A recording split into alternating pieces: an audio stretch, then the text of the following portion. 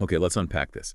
Imagine a figure so fiercely dedicated to their country's freedom that even their very death becomes this swirling vortex of mystery.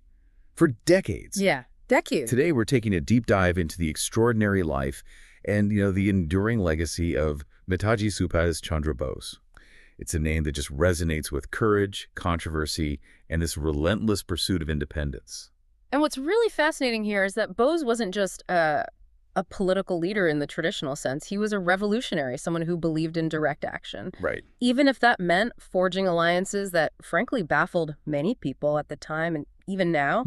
Our sources, well, they paint a really rich picture. From his early sort of nationalist awakening all the way to the audacious formation of the Indian National Army. Yeah. And of course, the persistent questions surrounding his alleged demise. We'll be sifting through, official reports, eyewitness accounts, and the various theories that have kept this debate alive for generations. So our mission today, really, is to pull out the most critical insights from all these articles, research, historical accounts we've looked at. Yeah, try and make sense of it all. We'll explore his journey, his ideologies, which were powerful, and maybe find some new perspectives when you really examine the evidence behind the myths. Hopefully. The goal is you'll walk away well-informed with a clear understanding of why Netaji remains such a magnetic and honestly debated figure in Indian history. Absolutely. So, to set the stage for such a momentous life, let's start right at the beginning. Who was Subhash Chandra Bose before he became Netaji, the beloved leader? Well, okay. He was born January 23rd, 1897 in Cuttack, Odisha. Came from quite a prominent Bengali family. He was the ninth of 14 children. Wow, 14. Yeah. And academically, he was brilliant, excelled at Ravenshaw Collegiate School, Presidency College in Calcutta. Right.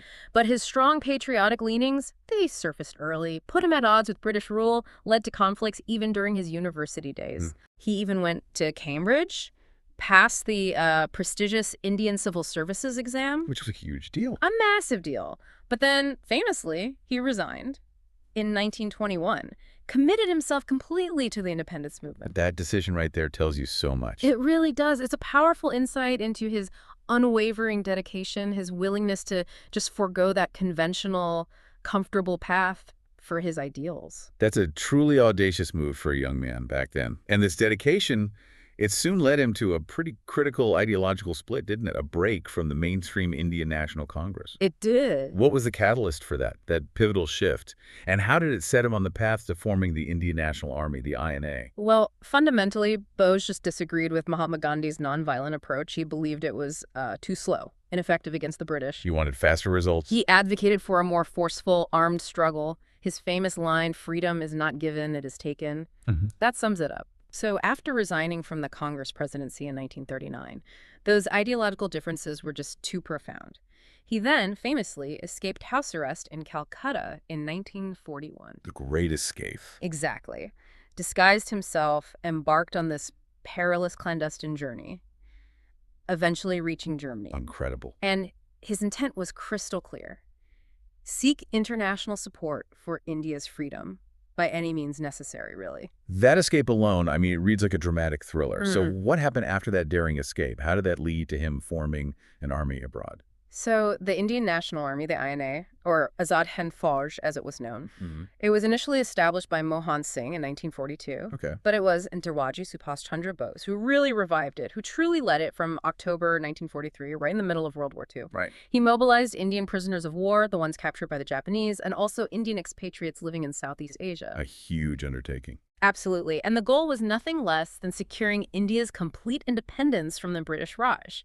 He even announced a provisional government for free India, the Azad Hind Sarkar. When was that? October 21st, 1943, in Singapore.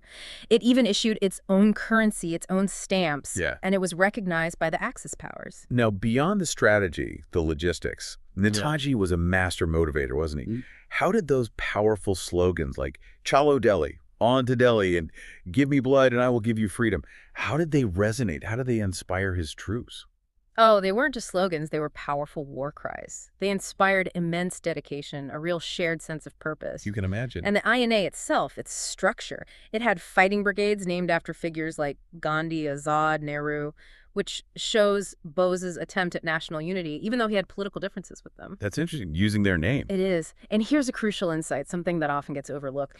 The INA wasn't just a military force. It was like a microcosm of the unified India Bose envisioned.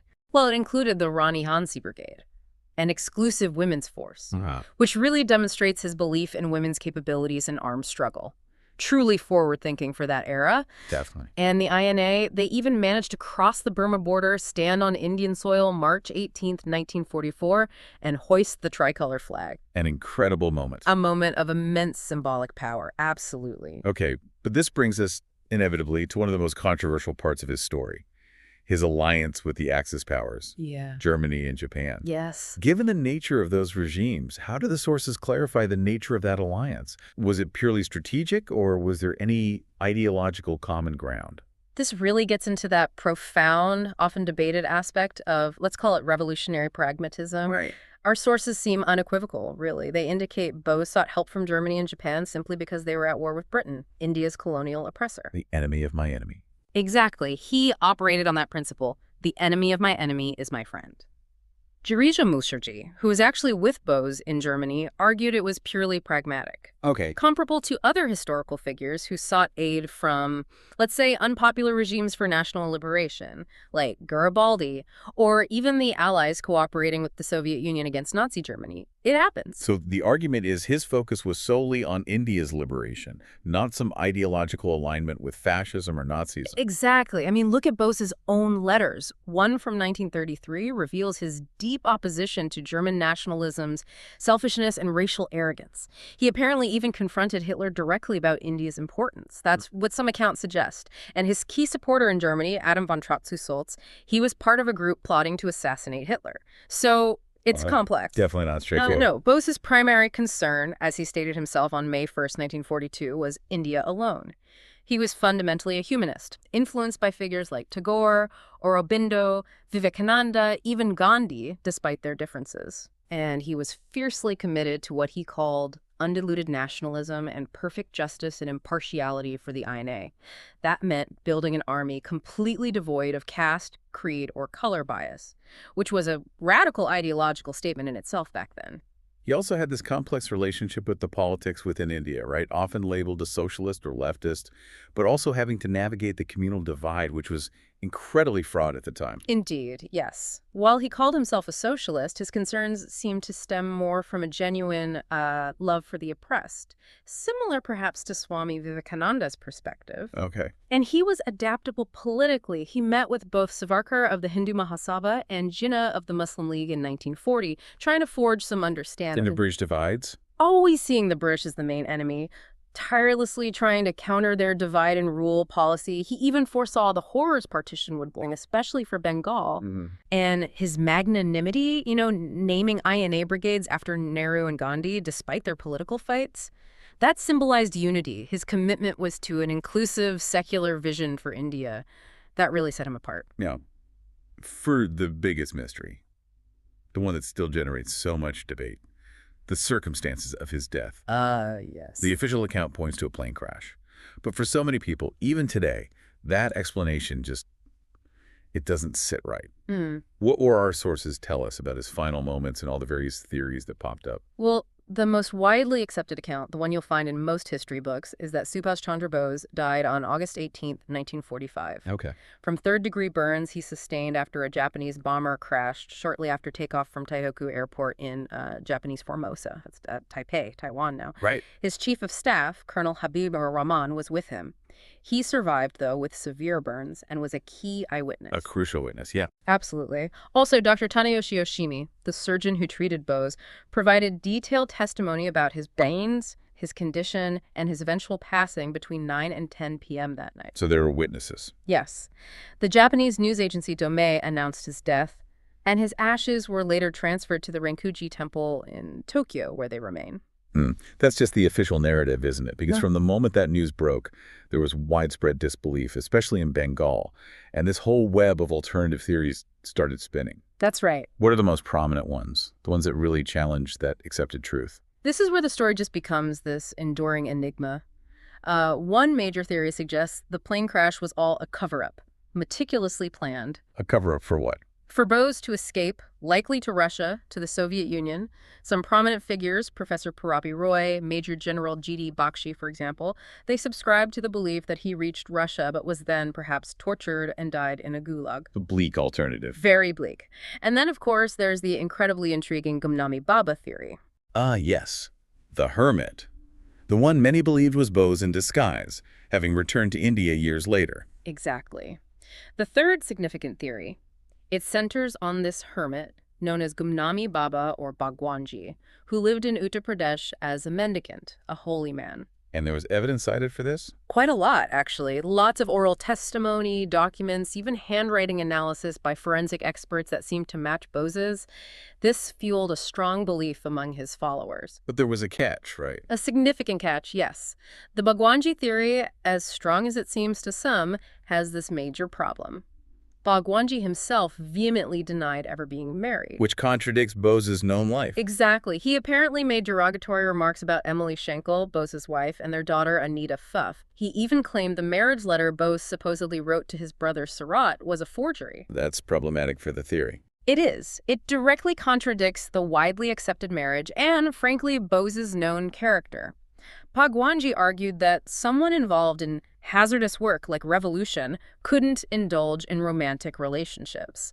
It creates a real issue for those who believe he was Netaji. It sounds like these theories aren't just about how he died, but they get tangled up with other personal controversies too, like his marriage and even the fate of the INA treasure. Precisely. They all weave together. I mean, it's generally accepted that Bose was secretly married to Emily Schenkel in 1937. Secretly? Well, it wasn't widely publicized at the time. They had a daughter, Anita Pfaff.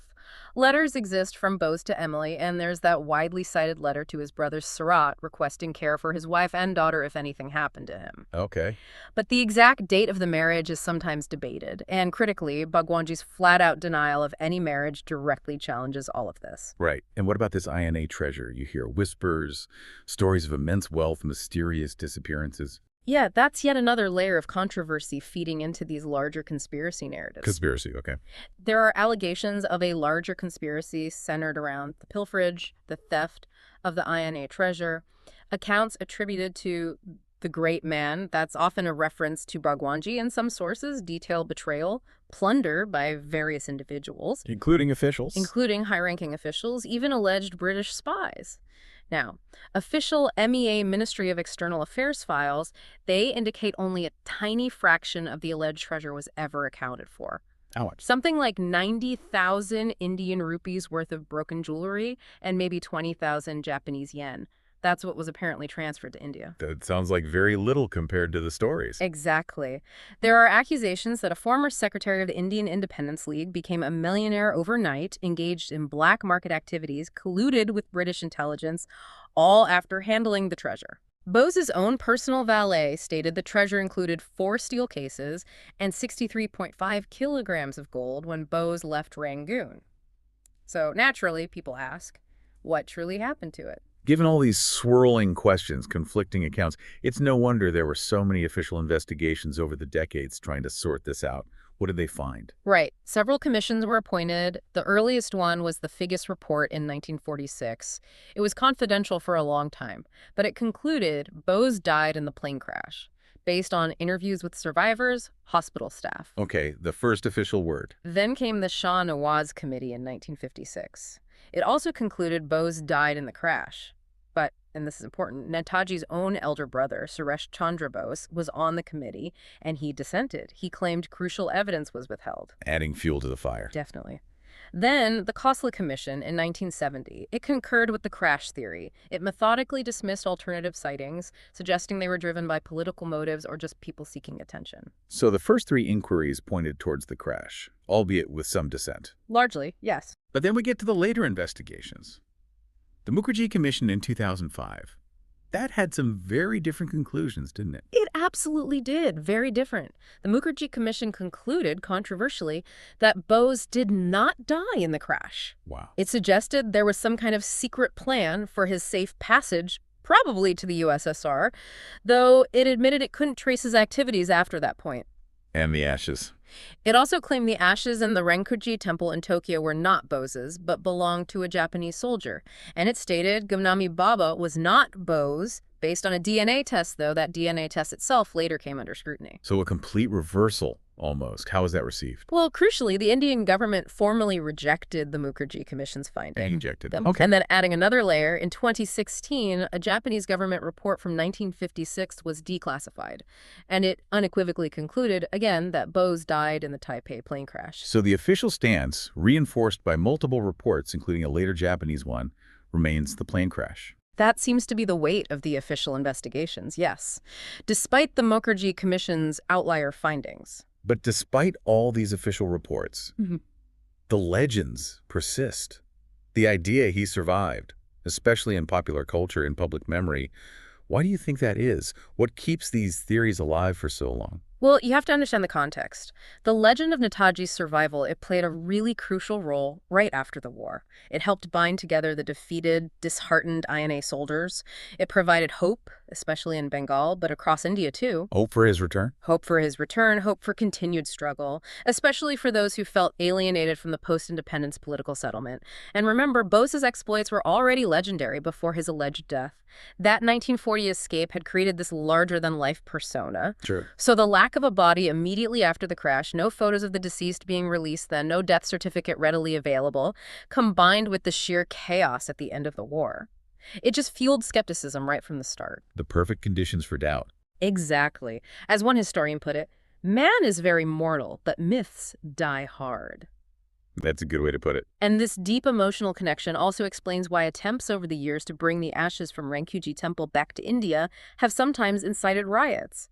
People are so invested in the idea of his potential return, or at least in the unresolved nature of his end. What a truly complex and literally captivating figure. From his fearless leadership of the INA, that bold vision for India, to all the swirling controversies around his alliances, his personal life, and especially his death, Netaji Subhash Chandra Bose really did carve a unique path. He really did. And if we try and connect this to the bigger picture, Netaji's story, it highlights the diverse strategies, the immense sacrifices made for India's independence. His actions, particularly with the INA, they arguably forced the British to acknowledge something huge. Which was? That they could no longer depend on the loyalty of Indian soldiers. That's a massive shift. Undermining the foundation of their rule. Precisely. And the INA also showed that armed struggle could transcend communal divisions. You had Hindus, Muslims, Sikhs, all fighting together as Indians under his leadership. Powerful example. And his unique blend of leadership traits, sometimes described as masculine, decisive action, military command combined with feminine traits like persuasive oratory, this unbiased, almost nurturing leadership within the INA, it truly set him apart. So what does this all mean for you, our listener? I think this deep dive into Subhash Chandra Bose really challenges us to consider that history is rarely simple. Heroes are often complicated figures. Very complicated. And the pursuit of freedom, well, it can take many forms, sometimes through controversial alliances, sometimes through methods that are still debated today. Which leaves us with perhaps an important question for you to ponder. In a world still full of complex challenges, how much do the means really matter when you're pursuing a noble end? Especially when that end is something as monumental as the liberation of an entire nation. A difficult question with no easy answer. Definitely something to think about.